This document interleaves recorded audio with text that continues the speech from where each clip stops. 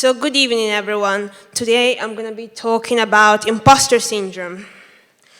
Now, imposter syndrome is something that I would say is relatively common amongst early careers and also, people that are going into early careers and also women.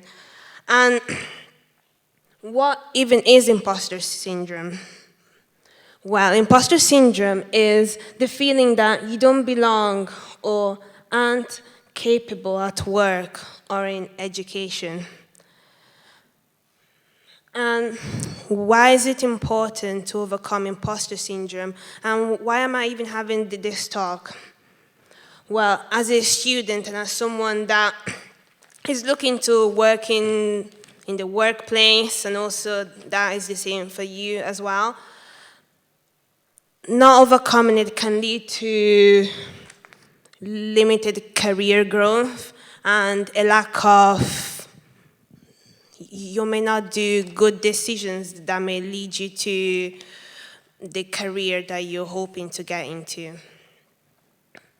You may also avoid speaking at important meetings and also showing yourself, showing the contributions that you have maybe done in a project, or you may be limiting people from seeing how amazing and the capability that you bring in an environment. It may also prevent you from applying to opportunities such as placements and internships. And it can cause you to downplay your achievements, and also it can induce a lot of stress. So I'm just going to go over some scenarios where imposter syndrome can come up, especially in the academic environment. And I think it's important to visit this because sometimes as students we get these feelings, but we can't exactly place the finger on it. But I think that being able to identify, okay, this is imposter syndrome, so I'm being able to identify the issue is basically halfway to get into the solution. So maybe you may be in a group project and maybe your teammates are a lot faster at getting to the solutions, especially if you're in a STEM subject. So maybe they're coming up with ideas a lot faster than you are. As a result of that, you may be a bit more quiet and not contribute as much, or maybe you may just not feel very comfortable with the topic being visited in the coursework. So what do you do in that situation? What I found that worked for me, and also talking to professors, I think asking my course mates, hey, how were you able to get through this solution, and going step by step.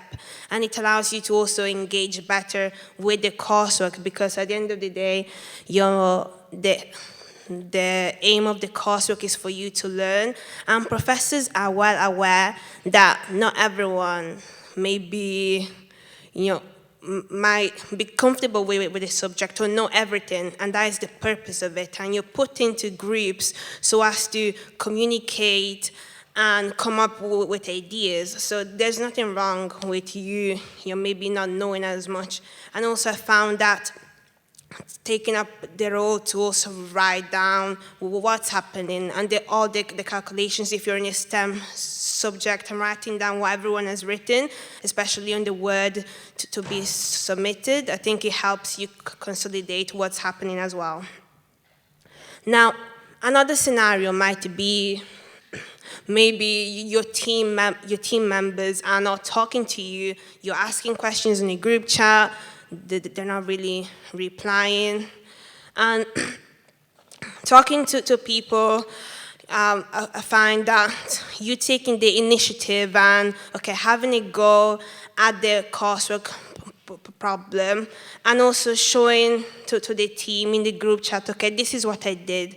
It introduces discussions. It's because people would like to talk when something has actually been done as well. But if that doesn't work, what you can also do is talk to the professor or talk to the supervisor, and they usually know what to do. And they may talk to your team members, or they might even put you in a different team that may hopefully work for you.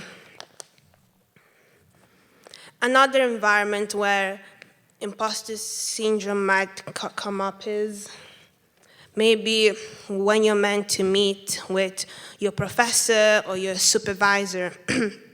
And maybe you feel as though your questions are not that important. It's not that deep, and it may cause you to skip on the sessions that were meant for you to go and ask for help. And I think students should be making good use of the help that the university has provided to the students. So, and I think a good way to motivate students to attend these is also by maybe writing an email to the supervisor with your question, so that maybe you don't need to attend in person, and also attending the session with the exact questions. You don't want to be there, maybe you're in a drop-in sessions and you don't have a lot to contribute. You may feel as though everyone has got something to ask, but you don't. So definitely attending with questions. Now, another scenario where someone might feel imposter syndrome, especially as a student, might be when applying for opportunities like placements and internships, because especially in this day and age, the competition is rising. Especially in STEM jobs, and it might feel as though you applying might not be worth it, because it's a lot of people applying for the same job. But honestly, you may be surprised by the opportunities that you get by applying just to that one internship or placement. Like, a lot of people have experienced that, so it shouldn't demotivate anyone from applying to these opportunities on time as well. And also, one thing that can help when applying is maybe, since the application process can be overwhelming sometimes, breaking it down into sections, into steps, it reduces cognitive overload as well. And lastly, presentations and public speaking. Now, you may feel as though people might judge you for your mistakes, or you may put yourself in this.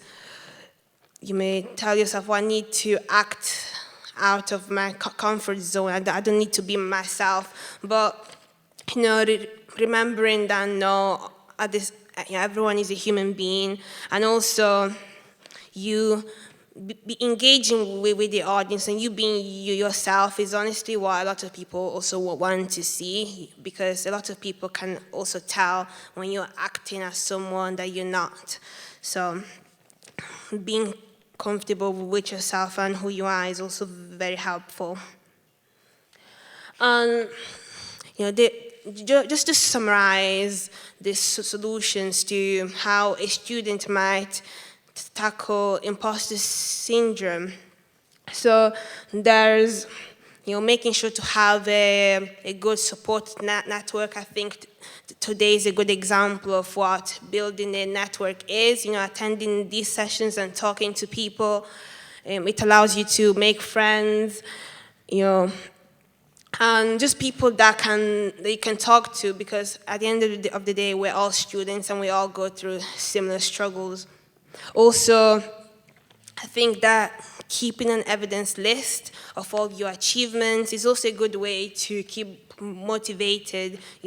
Like, okay, I've been able to achieve this and that, so I can definitely keep pushing forward.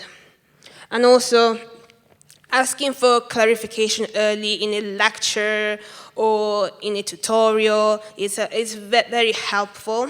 And also, of course, like I mentioned before, attending the drop-ins. You don't want to wait until it's very late and you don't have that support, although it's still okay if you have like good friends that can help you out a bit, but ideally you want to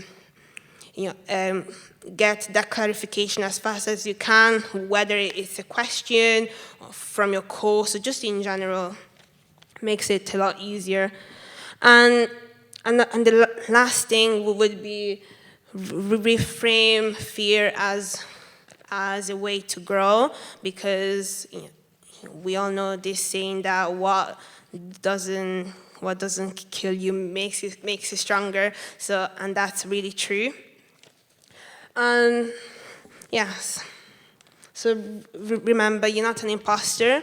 You're someone that is growing. You're a learner in progress. So that was it.